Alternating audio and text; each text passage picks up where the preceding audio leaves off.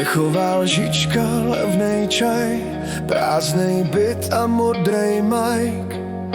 V popelníku stovka snů, co se nikdy neprobudí. Máma volá už postý, v mobilu jen ticho spí. Řekla vrátíš se, já to vím, a ty si spíchal jiný klíč k dveřím.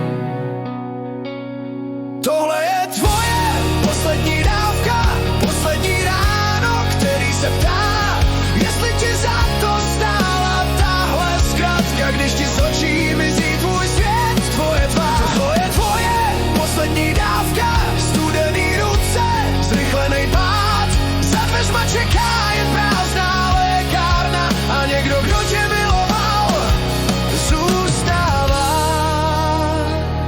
Na stole pár nezaplacených složenek, v šuplíku složený dopis, hned jsem zpět. Vedle něj ta dětská fotka, rozbitej rám. Směješ se tam, jako bys neznal strach. Venku houká město, jede dál, sanitka ti dává falešnej žal.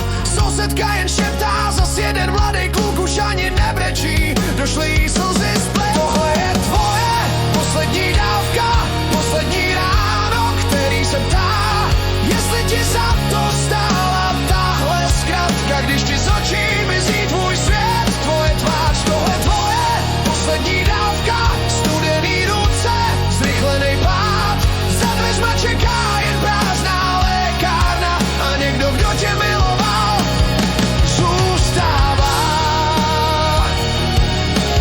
Kolik men na jedný stěně, kolik křížů v cizí zemi, kolik matek šeptá v kleče, vrať se mi, vrať se mi.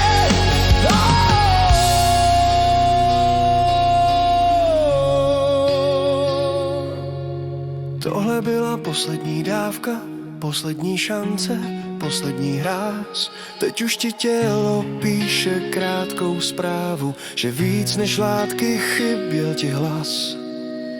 Tohle byla poslední dávka, poslední výkřik prázdných vět a někde v tichu